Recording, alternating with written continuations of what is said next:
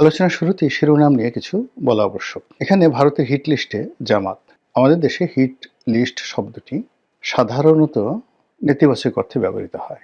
কাউকে টার্গেট করা, কাউকে ধ্বংস করা, কাউকে মেরে ফেলা।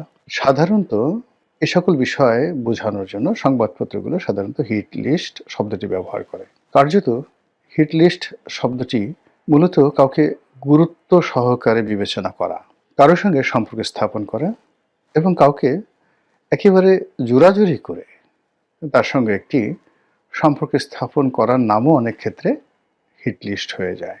তো সেই অর্থে দিল্লির সঙ্গে, ভারতের সঙ্গে, নরেন্দ্র মোদীর সঙ্গে বর্তমান জামাতের সম্পর্কের যে একটা নতুন দ্বার উন্মোচিত হয়েছে, এটি বোঝানোর জন্য আমি মূলত এই হিট লিস্ট শব্দটি ব্যবহার করেছি। আজ থেকে বহু বছর আগে আমার যতটা মনে পড়ে, যখন কাদের মোল্লার ফাঁসি নিয়ে খুব আলাপ আলোচনা হচ্ছিল, ঠিক ওই সময়টাতে আমি একটা পত্রিকা বের করতাম, অনলাইন পত্রিকা, যেটির নাম ছিল dnews.com, মানে differentnews.com।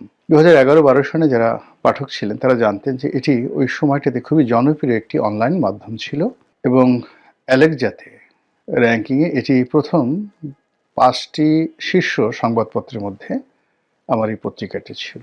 তো সেই পত্রিকাতে প্রায় প্রতিদিনই এই চমকপ্রদ নিউজগুলো আমি দিতাম। তখন একবার একটা নিউজ করেছিলাম যে জামাতের নেতাদের যে যুদ্ধ অপরাধের বিচার হচ্ছে, এই বিচার প্রক্রিয়া প্রভাবিত করার জন্য জামাত সারা দুনিয়াতে লবিস্ট নিয়োগ করেছে এবং ভারতেও তাদের লবিস্ট নিয়োগ করা হয়েছে।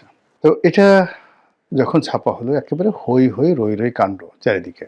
কেউ বিপক্ষে বললেন, কেউ পক্ষে বললেন। যারা পক্ষে বললেন তাদের বক্তব্য ছিল যে জামাতের সঙ্গে ইন্ডিয়ার সম্পর্ক হতে পারে, জামাতের পক্ষে সবকিছু সম্ভব।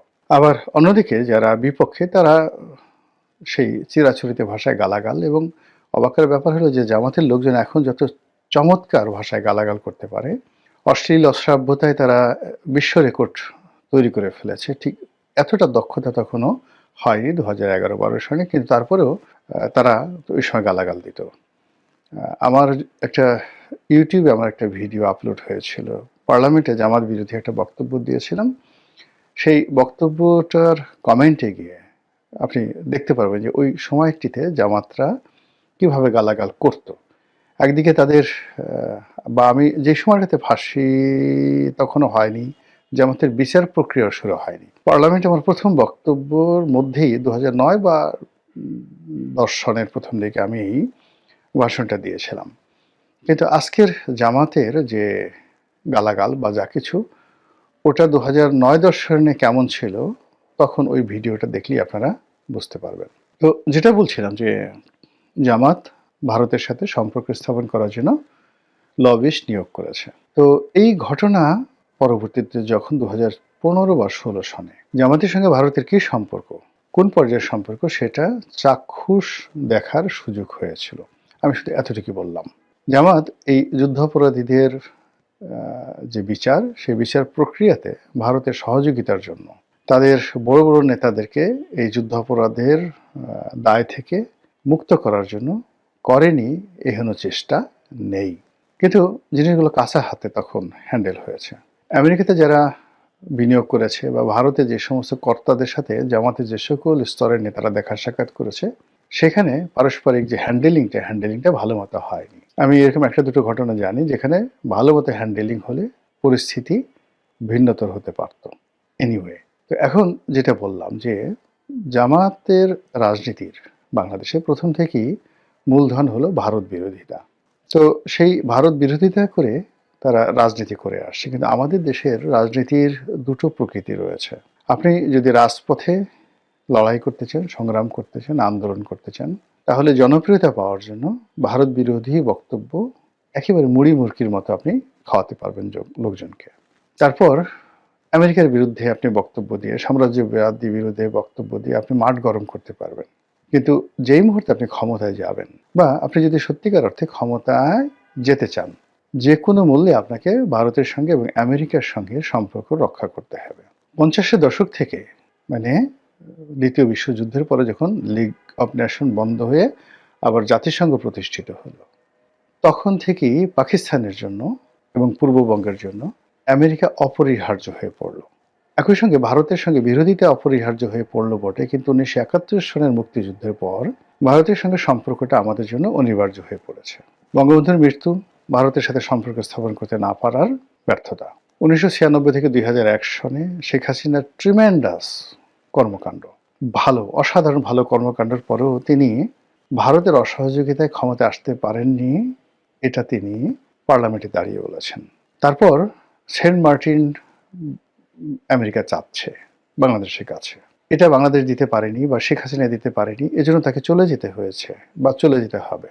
এবং তিনি সেটা ডিক্লেয়ার করেছিলেন যে আমি বঙ্গবন্ধুর কন্যা, আমার ক্ষমতা দরকার নেই, কিন্তু আমি দেশ বিক্রি করে ক্ষমতায় আসতেও পারবো না, থাকতেও পারবো না, যেতেও পারবো না, যা হয় হবে। তো এখন এই যে গত 10 মাসের যে বাস্তবতা, তার আগে আরো 7 মাসের বাস্তবতা, অর্থাৎ আগস্ট মাস থেকে আজ অবধি প্রায় 17 মাস হয়ে গেল। এই 17 মাসের যে রাজনীতি, এখানে আওয়ামী লীগ খুব ভালো করে বুঝে গেছে যে তাদের কি ভুলগুলো হয়েছিল। বিএনপি ঘুরে দাঁড়ানোর চেষ্টা করছে, জামাত ঘুরে দাঁড়ানোর চেষ্টা করছে, আর বর্তমান সরকার তারা হাড়ে হাড়ে অনুভব করছে যে ব্যর্থতাটা কোন পর্যায়ে পৌঁছে গেছে এবং এখান থেকে আসলে ঘুরে দাঁড়ানো সম্ভব কিনা সেটা নিয়েও তারা গবেষণা করছে। তো সেই অবস্থাতে রাজনৈতিক দলগুলোর একটা ভিন্ন ভিন্ন কৌশল থাকে। জামাতও সেই কৌশল অবলম্বন করছে। তাদের সঙ্গে পাকিস্তানের ঐতিহাসিক সম্পর্ক, তুরস্কের সঙ্গে কৌশলগত সম্পর্ক, সৌদি আরবের সঙ্গে কৌশলগত সম্পর্ক, এই সম্পর্কটি হয়তো অর্থনৈতিকভাবে কিংবা তাদের যে নীতিগত যে সকল সিদ্ধান্ত রয়েছে বা তাদের যাকে বলা হয় অ্যামিউজমেন্ট, সেই পলিটিক্যাল অ্যামিউজমেন্ট, রাজনীতির যে বিনোদন, সেই বিনোদনের জন্য এ সকল রাষ্ট্রের সাথে সম্পর্ক হয়তো কাজে লাগবে। আপনি একটা ভ্রমণে গেলেন, রাজকীয় মেহমান রূপে মক্কা মদিনাতে সফর করলেন, তুরস্কের সরকারি ভিসাতে গেলেন, 15 দিন সেখানে একটা প্লেজার ট্রিপ করে আসলেন, এটাকে বলা হয় পলিটিক্যাল অ্যামিউজমেন্ট। চায়না এই কাজগুলো করে খুব বেশি। বিভিন্ন দেশ থেকে তাদের পছন্দের মানুষদেরকে চীন দেশে নিয়ে ভীষণ রকমভাবে তারা আদর করেন, আপ্যায়ন করেন। আমি চীনের রাষ্ট্রীয় অতিথি হিসেবে একবার সেখানে গিয়েছিলাম, আমি এই জিনিসগুলো দেখেছি। কিন্তু ভারতের সঙ্গে যে বাংলাদেশের পলিটিক্যাল পার্টিগুলো, রাজনীতির যে সম্পর্কগুলো, এগুলো আসলে বিকল্প নেই। এই সম্পর্কগুলো করতেই হবে আপনাকে যদি আপনি ক্ষমতায় যেতে চান এবং ক্ষমতায় থাকতে চান। স্বাধীনতার পর থেকে বাংলাদেশের অনেকের সঙ্গে ভারত সম্পর্ক করার চেষ্টা করেছে, কিন্তু কার্যত যেটা বাস্তবতা ভারতের জন্য নির্মম অভিজ্ঞতা, সেটা হলো একমাত্র জাতীয় পার্টি ছাড়া ভারতের সঙ্গে কেউ বিশ্বস্ত আচরণ করেনি। জাতীয় পার্টি এরশাদ সাহেব প্রথম দিন থেকে একেবারে মৃত্যু পর্যন্ত, আবার এরশাদ সাহেবের পর তার যে ভাই, যিনি এখন জিএম কাদের আছেন, জাতীয় পার্টির প্রেসিডেন্ট, আর তার যে সেক্রেটারি, মানে ওনারা সবসময়ই ভারতের সঙ্গে একটি বন্ধুত্বপূর্ণ এবং বিশ্বস্ত বন্ধুত্বপূর্ণ সম্পর্ক রক্ষা করার চেষ্টা করছে।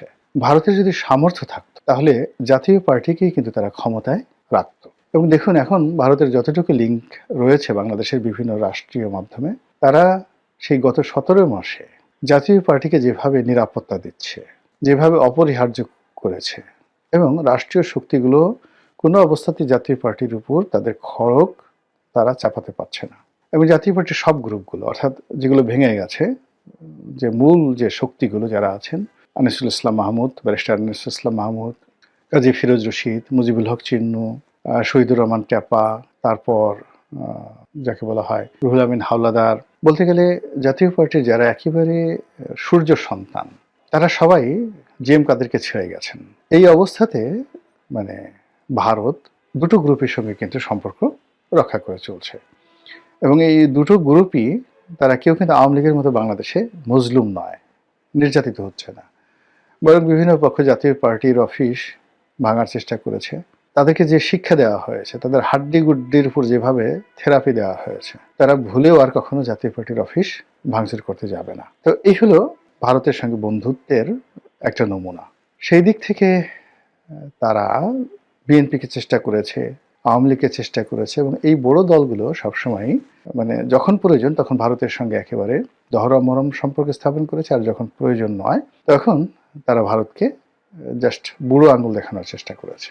তো সেই অতীত অভিজ্ঞতার কারণে ভারত মনে করছে যে আগামীতে যদি ইসলামী দলগুলো, তার মধ্যে বিশেষ করে জামাত ইসলামীর সঙ্গে তাদের একটা সম্পর্ক স্থাপিত হয়, এবং জামাত যেহেতু একটা রেজিমেন্টাল ফোর্স, সংগঠিত একটি রাজনৈতিক শক্তি, আর অন্যদিকে ভারতে এখন যারা রাষ্ট্র ক্ষমতায় রয়েছে বিজেপি, তারাও কিন্তু একটি রেজিমেন্টাল ফোর্স।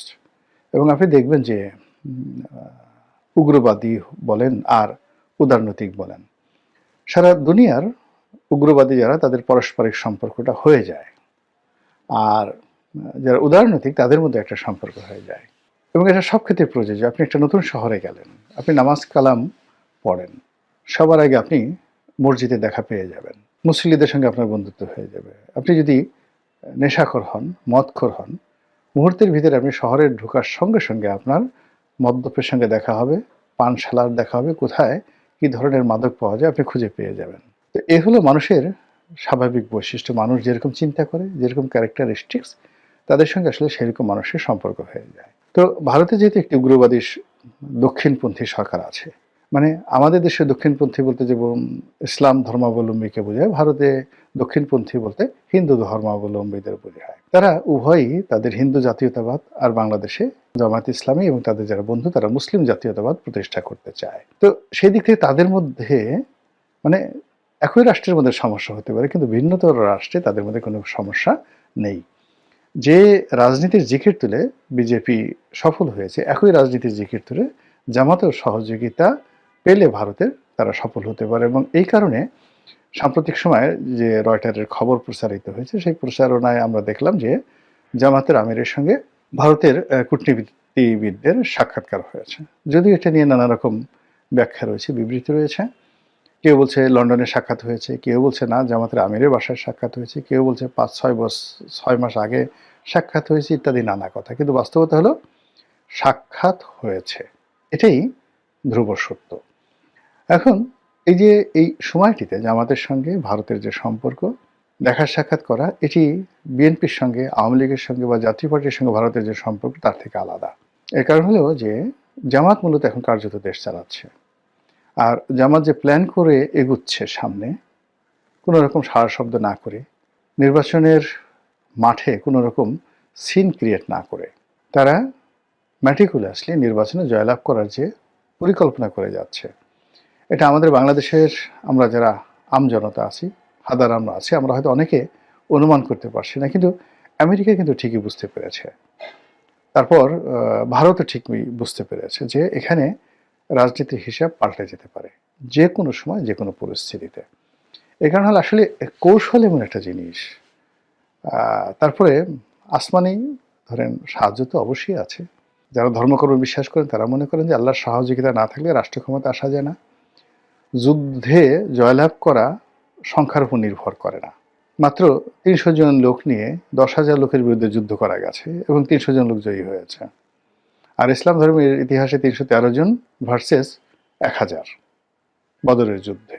সেখানে মুসলিম বাহিনীর বিশাল বিজয়।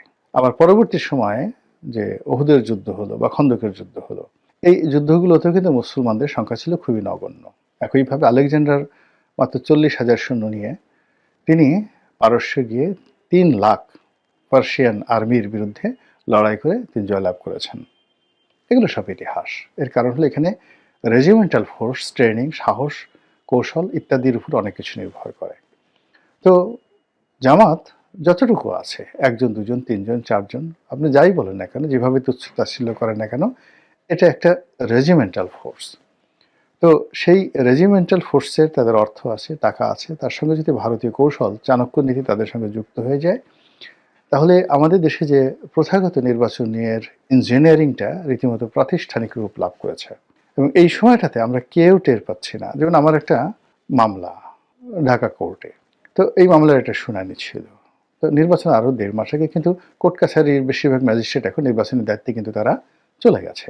আমরা যারা অনিশ্চয়তার কথা বলছি, আমরা যারা নির্বাচনে বিএনপির বিজয়ের ব্যাপারে শতভাগ নিশ্চিত হয়ে বসে আছি, কিন্তু এখানে যে কি ইঞ্জিনিয়ারিংটা হচ্ছে, কি চাণক্য নীতি হচ্ছে, পর্দার আড়ালে কি যে খেলাধুলা হচ্ছে, এটি যারা এটা পরিচালনা করছেন তারা বলতে পারবেন।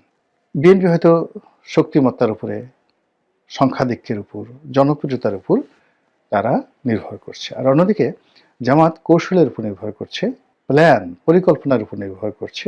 তাদের যে দেশি এবং বিদেশি যে শক্তি রয়েছে এবং প্রশাসনের বিভিন্ন স্তরে তাদের যে সকল লোক রয়েছে, সবার সঙ্গে একটা সম্মিলিত যাকে বলা হয় প্ল্যান করে তারা এগোচ্ছে, নির্বাচন হবে অথবা হবে না। কিন্তু যাই হোক না কেন তারা যেন তাদের অস্তিত্ব বজায় রাখতে পারে সসম্মানে, মর্যাদা এবং শক্তিতে। সেই ব্যাপারে তারা যে কাজগুলো করছে এবং সেই কাজের ক্ষেত্রে দিল্লির সঙ্গে তাদের যে সম্পর্কটা, এটা স্বাভাবিক, একেবারে স্বাভাবিক। আর অন্যদিকে দিল্লিও এই পরিবর্তিত পরিস্থিতিতে তারা জামাতকে বন্ধু হিসেবে নিতে পারে। এর কারণ হলো অতীতে বঙ্গবন্ধুর জামানা, শেখ হাসিনার জামানা, বিএনপির জামানা, সব জামানাতেই কিন্তু ভারত নিদারুণভাবে অপমানিত, লাঞ্ছিত হয়েছে। ভারতের সঙ্গে যারা ক্ষমতায় বসে খুবই মিষ্টি মিষ্টি কথা বলে আর রাজপথে ভারতকে খুব গালাগাল করে। তো সেই দিক থেকে যদি এই গালাগালি ভারতকে শুনতে হয় তাহলে হোয়াই নট জামাত। তো সেই দিক থেকে হয়তো দিল্লিতে কোনো পরিকল্পনা হচ্ছে, জয়শঙ্করের দপ্তর, তারপরে অজিত দোভালের দপ্তর, এমনকি প্রধানমন্ত্রী নরেন্দ্র মোদীর দপ্তর হয়তো এই মুহূর্তে ভীষণ রকম ব্যস্ত সময় কাটাচ্ছে। আর সেই ব্যস্ত সময়ের কারণে বাংলাদেশের রাজনীতিতে সবাই খুব এই মুহূর্তে অস্থির এবং উত্তেজনা দেখালো। জামাত অনেকটা নির্ভার, নিস্তব্ধ এবং কোনো রকম প্রতিক্রিয়া দেখাতে চাচ্ছে না। ফলে ভারতের সঙ্গে জামাতের যে সম্পর্ক, এটি আগামীতে কি রসায়ন নিয়ে আসে সেটি এখন দেখার বিষয়।